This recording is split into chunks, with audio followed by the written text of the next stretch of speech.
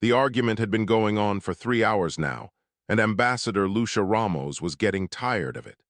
The Chitara delegate kept clicking her mandibles in that annoying way that meant she was refusing to budge on the tariff rates. Across the negotiation table, the deep-born representative rippled his translucent skin in what passed for frustration among his people. "The molecular filters are worth twice what you're offering," Ticlara insisted, her compound eyes flashing with irritation. "My hive worlds depend on fair compensation." Wavesong, the deep-born admiral, let out a sound like water gurgling through pipes. His translation device crackled to life. "Fair? Your people have monopolized filter production for 2 centuries. This is price gouging." Lucia raised her hand, and both aliens fell silent. That was the thing about humans after 3,000 years of peace. Every species in the galaxy had come to respect their ability to find middle ground. They were patient. They were fair. They never lost their tempers during negotiations. "Perhaps we could discuss a graduated pricing structure," Lucia suggested calmly. "Ticlara, your production costs would be guaranteed. Wavesong, your people would see prices drop over a 5-year period. Everyone benefits." The two aliens looked at each other, then back at Lucia. Within minutes, they were nodding in agreement. Another crisis averted, another day of peace maintained. Lucia stood and stretched as the delegates filed out of the conference room. Through the massive windows of Unity Station, she could see a dozen different species going about their daily business. Ships came and went. Trade continued. Children from 40 different worlds attended school together in the habitat rings. 3,000 years. 3,000 years since the last shot had been fired in anger anywhere in the known galaxy. The Grand Accord had achieved what everyone once thought impossible: permanent peace. Young Owen Park approached her, carrying a data tablet. He was fresh from the diplomatic academy, still wide-eyed and idealistic. "Ambassador, that was amazing. How do you always know exactly what to say?" Lucia smiled at him. "Practice, Owen. Lots and lots of practice." She didn't mention that her great-great-grandmother had been a hostage negotiator during Earth's final wars. Some skills ran in families, passed down in quiet conversations and old stories. "I have the resource reports from the Outer Rim stations," Owen said, swiping through the data. "Everything's running smooth except, that's weird." "What is it?" 3 automated defense platforms near Sector 7 went offline about 6 hours ago, all at once. Lucia frowned. "Equipment failure." "Maybe, but they're in different systems. What are the odds of 3 separate failures at the same time?" "Low," Lucia admitted, "but not impossible. Flag it for the maintenance crews, anything else." Owen shook his head, and Lucia dismissed him with a wave. She had another meeting in an hour, this time with the crystalline Shardborn about mining rights. Never-ending, the work of peace, but she wouldn't trade it for anything. Later that evening, Lucia found herself in the museum section of Unity Station. It was a quiet place, rarely visited. Most species preferred to look forward, not back, but humans maintained this space with almost religious devotion. The Hall of Remembrance, they called it. Walls lined with names. Millions of names. Human names from the old wars, before the Accord, before peace became the only option anyone could imagine. Lucia ran her fingers over a plaque commemorating the Battle of Titan, fought almost 4,000 years ago. Her ancestor had died there, defending a colony from raiders. She'd been 23 years old. "We chose better," Lucia whispered to the empty hall. "We learned." Her communicator buzzed, Owen's voice tight with stress. "Ambassador, you need to get to the command center, now." Lucia's calm demeanor never wavered as she walked through the station corridors, but something cold settled in her stomach. Owen wasn't the panicking type. If he was worried, there was a real reason. The command center was chaos when she arrived. Every screen showed the same thing, static. System after system, colony after colony, all along the outer rim, gone silent. "What happened?" Lucia demanded. The station commander, a 6-limbed arachnes named Silverweave, looked up at her with all 8 eyes wide. "We don't know. 17 colonies just Gone, no distress signals, no warning. They were there and then they weren't. Could it be a communications disruption? We sent probe ships. They're not responding either. Wavesong pushed through the crowd, his aquatic suit sloshing. This is impossible. We haven't had a hostile action in 3 millennia. There are no pirates, no raiders, no threats. But Lucia was staring at the map at the pattern of silent systems. They formed a line, an advancing line cutting deeper into known space with each passing hour. This wasn't random equipment failure. This was systematic. This was deliberate. This was an attack. Call an emergency session of the Accord Council, Lucia said quietly. All representatives immediately.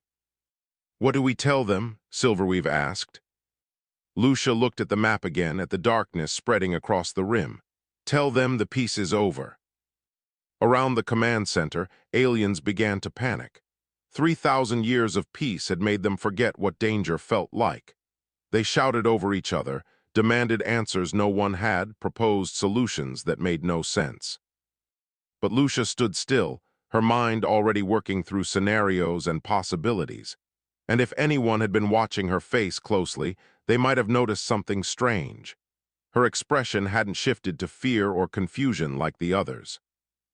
Instead, there was a focus there, a clarity, like someone flipping a switch in their mind, activating protocols that had been waiting dormant for generations.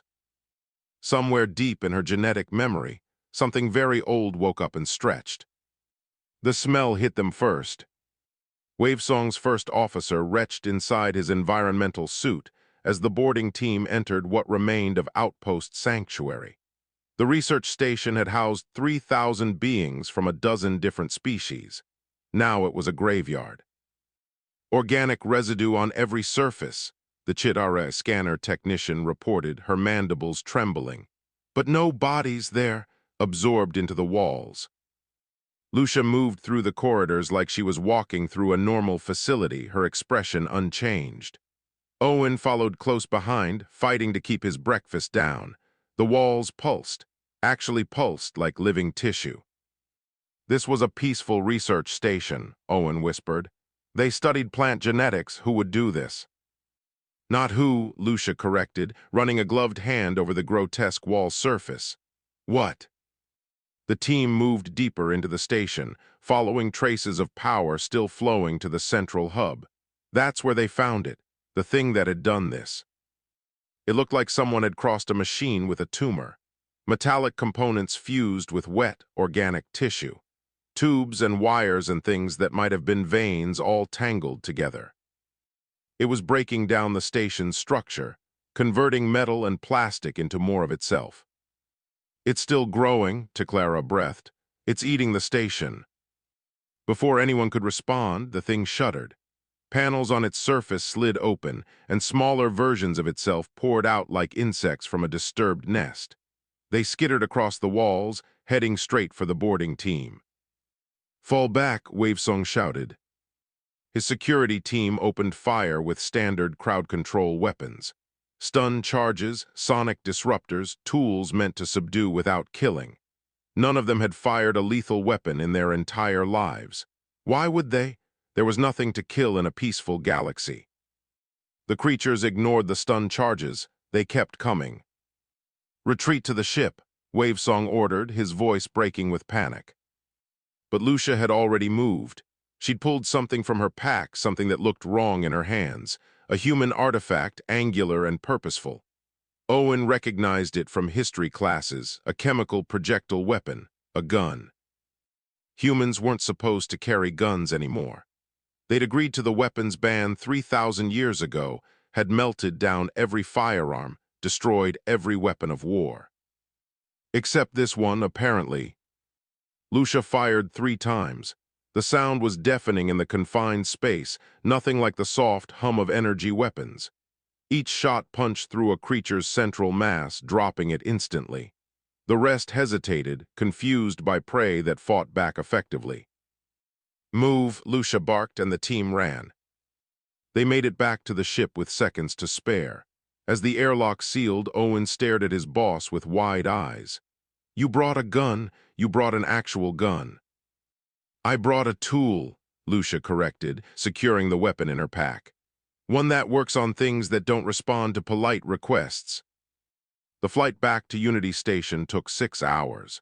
6 hours of watching the data come in from other ships, other stations, all telling the same story. The things, whatever they were, had hit 17 colonies, billions dead or missing. The fleets sent to investigate were being torn apart. They're not random raiders, Wavesong said, his skin flashing patterns of distress. They're an invasion force, but from where? Beyond the rim, Lucia answered. Somewhere we never explored because we were too busy maintaining peace in known space. The Accord Council met in emergency. Session 12 hours later. Representatives from every major species crowded into the grand chamber, their voices rising in confusion and fear. They'd never seen war. Their grandparents hadn't seen war. War was something from history files, from ancient databases, impossible to truly understand. We need to mount a defense, the Shardborn delegate chimed, his crystalline body refracting light in anxious patterns. Defense with what? Teclara demanded. Our security forces use non-lethal weapons. Our ships have no armaments beyond mining tools and towing beams. Then we negotiate, suggested the Arachne's representative. We always negotiate. Lucia stood and the chamber fell silent. Every eye, compound and simple, turned toward the human ambassador. There's nothing to negotiate with, she said clearly. These entities don't communicate. They consume. They convert matter into more of themselves. They're not here to talk. They're here to feed. So what do we do? Someone asked. We forgot how to fight. We have no warriors, no weapons, no knowledge of war. For the first time in the meeting, Lucia smiled. It wasn't a happy smile. It was the smile of someone who knows a secret. You've forgotten, she said quietly. We haven't. The chamber erupted in confused chatter. Owen felt his heart racing. What was she talking about? Lucia raised her voice. Humanity agreed to the weapons ban 3,000 years ago. We agreed to disarm, to embrace peace, to become mediators instead of soldiers. And we have. We've been your diplomats, your negotiators, your peacekeepers. She paused, letting the weight of her words settle. But we never agreed to forget. We never agreed to erase the knowledge of what we once were. Every human child learns our history. Every generation maintains the skills, the training, the understanding of war. Not because we wanted to use it, but because we knew that peace must be protected. You're saying humans still know how to fight? Wavesong asked, hope and fear mixing in his voice. I'm saying we need to make a call, Lucia replied. There are people on Earth who have been waiting 3,000 years, hoping they'd never be needed. It's time to wake them up. She pulled out her communicator and entered a code that hadn't been used in recorded history. A direct line to Earth, bypassing all civilian channels. When the connection opened, she spoke 4 words that changed. The galaxy forever. The long watch ends. The message reached Earth during what the locals called the Festival of Harmony, an annual celebration of 3,000 years without bloodshed. Children played in parks. Artists painted murals of unity. Musicians performed in streets filled with laughter. Commander Iris Okonkwo was teaching a history class when her wrist device vibrated with a pattern she'd practiced since childhood but never expected to feel. 3 long pulses, 2 short, 3 long again. The old code, the wake-up call. She dismissed her students calmly, waited for the classroom to empty, then pressed her thumb against a panel that everyone assumed was just decorative. The wall slid open, revealing stairs going down, deep down. Iris descended into darkness. All across Earth, similar scenes played out. A baker in Mumbai stopped kneading dough and walked to her basement. A gardener in Buenos Aires set down his pruning shears and entered a shed that was bigger on the inside than it should have been. A librarian in Oslo closed her books and opened a door marked storage. They were the sentinels, the secret keepers, the ones who remembered. The chamber beneath the school was vast, carved from bedrock over generations. Iris walked past rows of equipment that gleamed despite 3 millennia of storage. Weapons, armor, vehicles, all maintained, all functional, all waiting. Other sentinels arrived within hours. They came from every continent, every city, every walk of life. Teachers and farmers, doctors and engineers, poets and painters. All of them had lived double lives, public faces of peace hiding private preparation for war. Iris stood before them in the great assembly hall, 500 strong in this cell alone. Thousands more were gathering in similar chambers worldwide. "The alert is real," she announced. "The peace is broken. An extragalactic force is consuming the outer rim. The Accord Council has requested our aid." A man in the back, someone Iris knew as a children's book illustrator, raised his hand. "Do they know about us?" "They're about to," Iris replied.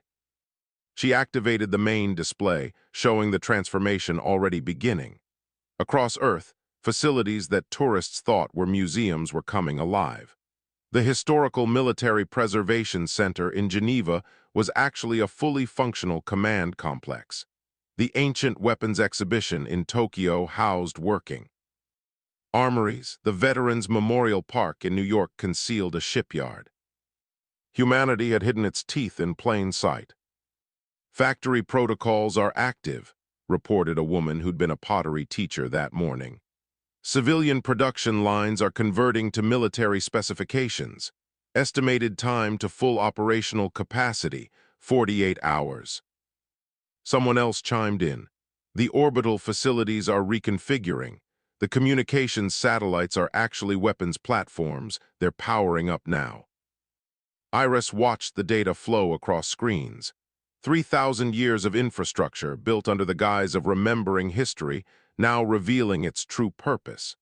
Humanity had told everyone they maintained these things to honor the past. They'd never mentioned keeping them operational. "They'll ask why we did this," someone said quietly.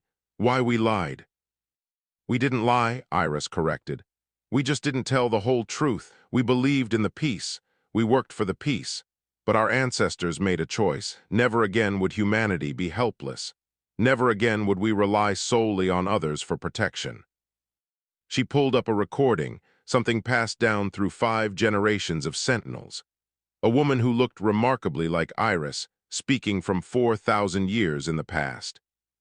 "If you're watching this, the peace has ended," the recording said. "And you're scared, that's good.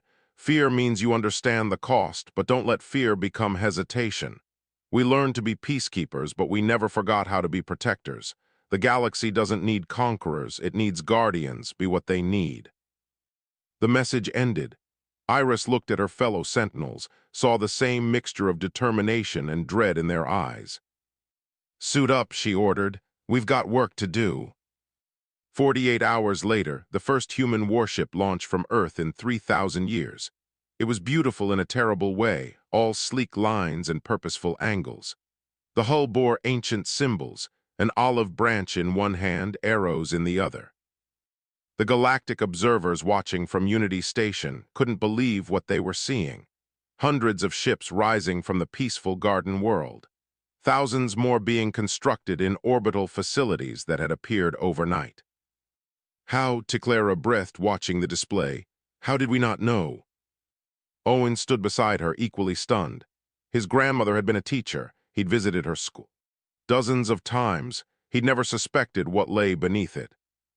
"Because we're very good at keeping secrets when we need to," Lucia said, appearing beside them. She'd changed from her diplomatic robes into something Owen had only seen in history files, a military uniform. "And because you never thought to look. Why would you? Humans were the peacekeepers, the gentle ones, the ones who'd left war behind." "You manipulated us," Wavesong accused, though his tone held more awe than anger.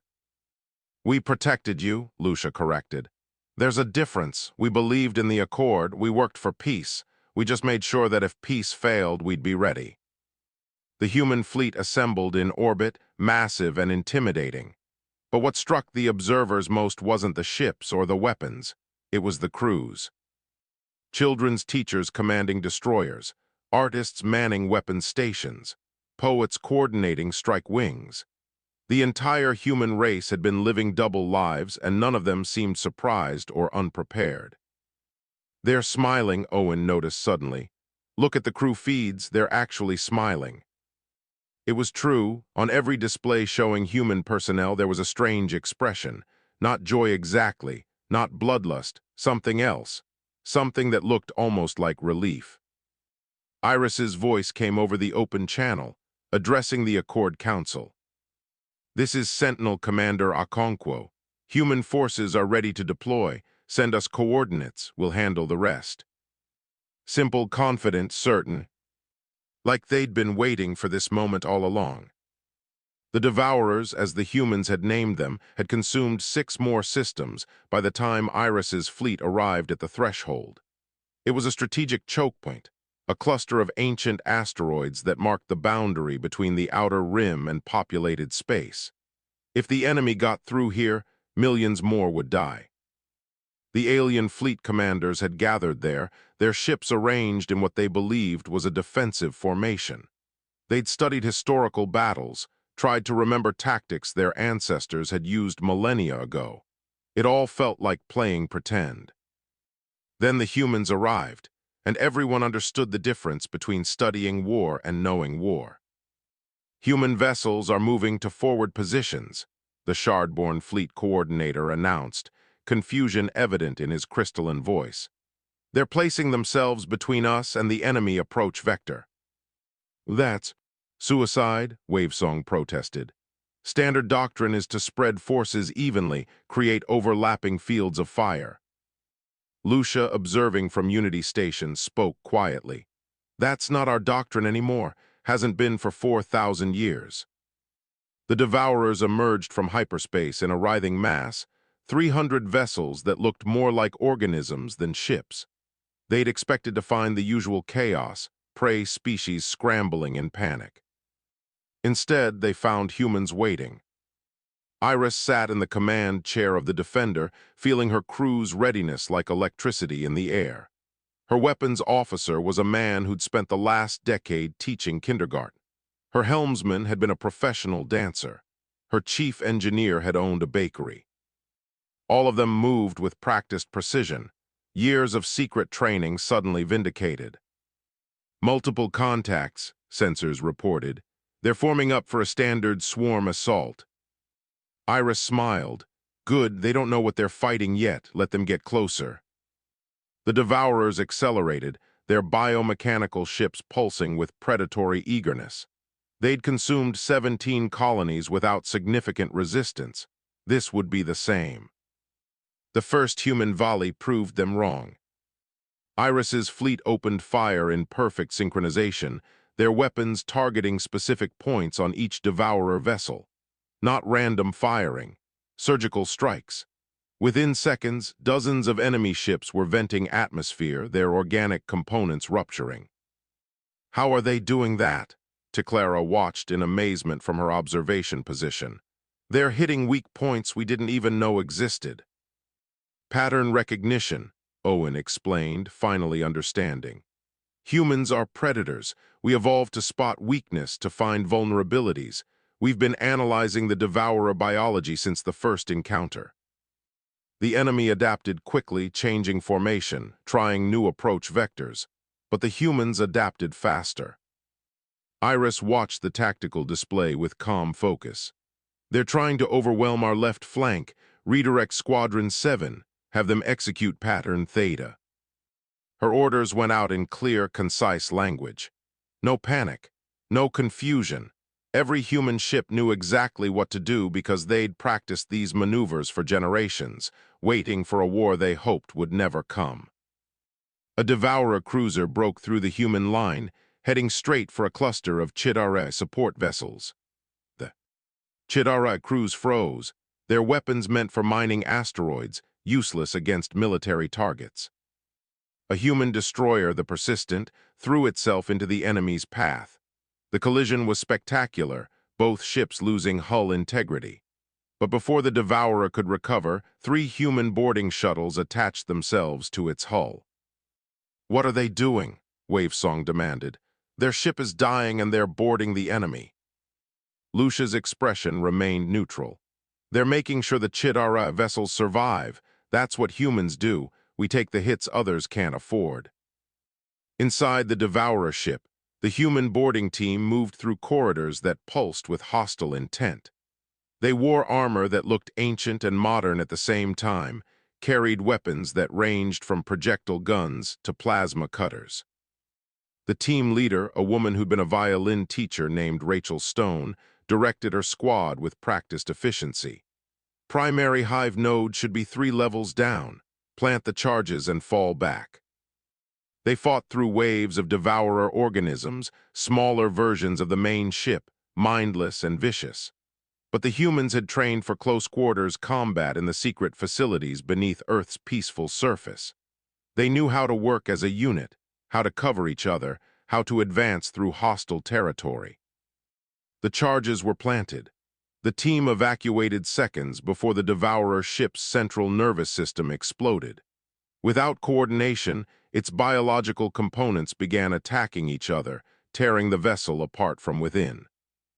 "Confirmed kill," Rachel reported calmly, returning to rally point. The battle raged for 6 hours. The Devourers threw everything they had at the human line, trying to break through by sheer force. But Iris's fleet held, more than held, they were winning. In the lulls between engagements, something remarkable happened.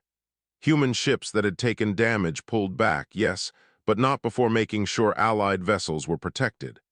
When a deep-borne scout ship lost engines, a human frigate stayed with it, defending it against 3 Devourer fighters while taking heavy fire. The human crew could have retreated. They chose not to. "I don't understand," Wavesong admitted, watching a human cruiser position itself to shield a shard-borne medical ship. "They're taking fatal damage to protect ships that aren't even theirs. Why?" Lucia finally smiled, a real smile this. "Time, because that's what Guardians do. We don't fight for glory or conquest. We fight so others don't have to. We take the wounds so others can stay whole." When the battle ended, 73 human ships had been destroyed or critically damaged. Nearly 5,000 humans dead, but the Devourers had been stopped. Not a single enemy vessel made it through the threshold. And the human casualties had chosen their sacrifices deliberately, pulling fire away from allies who couldn't defend themselves. In the aftermath, Iris's image appeared on screens across the fleet. She was injured, blood visible on her temple, but her expression was steady. "All ships, this is Sentinel Command. Excellent work. We held the line. The galaxy remains free." She paused, looking directly into the camera. "But this was just their scout force. Long-range sensors detect a larger fleet assembling 3 systems out. We need to prepare for the real fight." Then she smiled that same strange smile, the smile of someone who knows the cost but pays it anyway. 6 months into the war, Owen barely recognized the galaxy anymore. Unity Station had transformed into a military coordination center. Where diplomats once argued about trade agreements, generals now planned battle strategies. The meditation gardens had become triage centers. The art galleries stored ammunition. But the biggest change was in how the other species looked at humans. Owen walked through the corridors and felt eyes following him, not with friendship anymore, with something complicated, respect mixed with fear, gratitude tangled with unease. The aliens had learned that humanity's gentleness had always been a choice, not a limitation. He found Iris in what used to be a conference room, now a strategic planning center. She was staring at casualty reports, her face hollow with exhaustion. The cheerful history teacher he'd met 6 months ago seemed like a dream. This woman was harder, scarred by decisions no one should have to make. "We lost the Valiant at Sector 9, she said without looking up. 300 crew. They held position long enough for the civilian transports to escape. Every single person aboard knew they wouldn't make it out." Owen didn't know what to say. What could he say? That it was worth it, that their sacrifice mattered. The words felt empty. "I approved the mission," Iris continued, her voice cracking slightly. "I ordered them to hold. I knew what would happen, and I gave the order anyway." "You saved 50,000 civilians."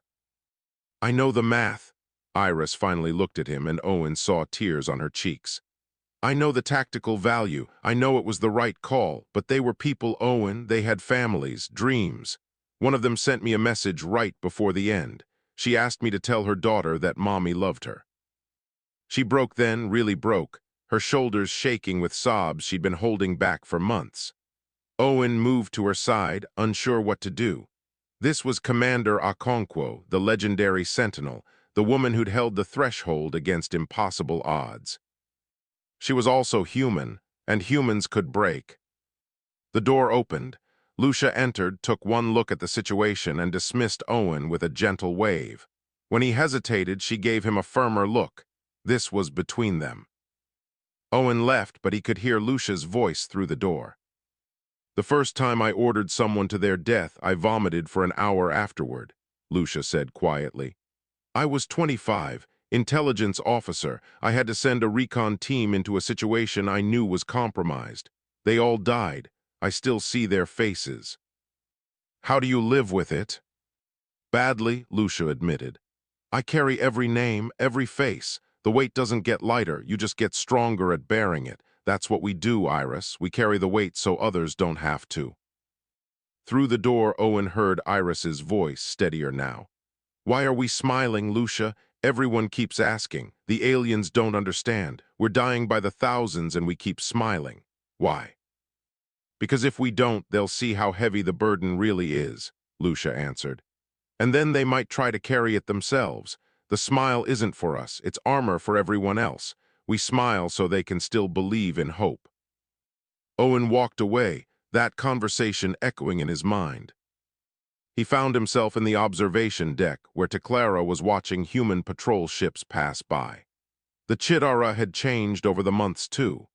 Her species had contributed their manufacturing capacity to the war effort, building ships and weapons at a pace they'd never achieved before. We sent flowers to the memorial service, Teclara said without preamble. For the Valiant's crew, it seemed inadequate.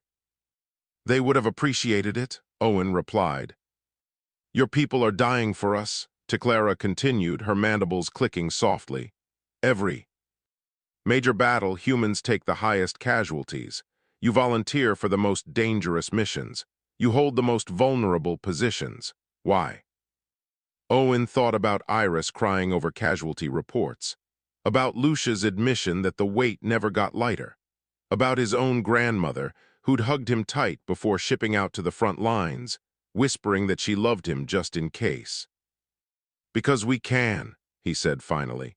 Because we remember what war costs and we won't let you pay that price if we can help it. Because someone has to be the shield and we chose that role a long time ago. But you resent us for it, Teclara said. Surely you must. We were weak, unprepared. You had to save us. Owen shook his head. We don't resent you for being peaceful. We're glad you got to be peaceful. That was the whole point of the Accord. You built a galaxy without war and it was beautiful. We were part of that. We believed in it. But you prepared for it to fail. We hoped we were wrong. We prayed we'd wasted 3,000 years training for nothing. Owen looked out at the ships, at the humans piloting them toward danger. But when it did fail, we were ready. That's not resentment. That's responsibility. Teclara was quiet for a long moment. Wavesong told me something yesterday. He said humans don't fight like other species used to. You don't fight to win, you fight to protect. There's a difference. Yeah, Owen agreed. There is. He also said watching humans in battle is like watching predators remember they have claws. You're gentle until you absolutely have to be otherwise. Then you're terrifying. Owen smiled, though it didn't quite reach his eyes. We've always had claws, Teclara. We just chose to offer our hands instead. But claws or hands, they're both part of who we are. We can negotiate a trade agreement in the morning and storm an enemy position in the afternoon. That's not a contradiction. That's balance. Alarms suddenly blared through the station. Both of them rushed to the tactical displays. The main Devourer fleet had arrived, 10 times larger than anything they'd faced before, enough to overwhelm every defense, every strategy, every sacrifice.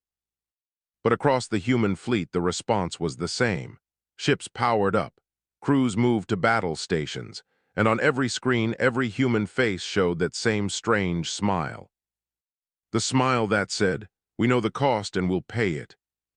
Anyway, the void gate hung at the edge of known space, a natural anomaly where gravity twisted and space folded in on itself.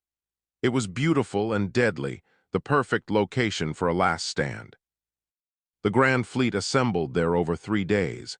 Every species that could contribute sent ships. Chidara factory vessels converted to carriers. Deep-borne science ships rigged with experimental weapons. Shard-borne medical frigates ready to treat casualties from any biology. But the core, the spine, the front line, that was all human. Iris stood on the bridge of the Defender, now the flagship of a fleet that numbered in the thousands. Around her, the command crew worked with practiced efficiency. Outside, in the black, 10,000 Devourer vessels approached like a living wall. "All ships report ready," her tactical officer announced. "Human vanguard is in position. Allied forces are holding secondary lines." Iris studied the tactical display, seeing the math clearly. They were outnumbered 5-1.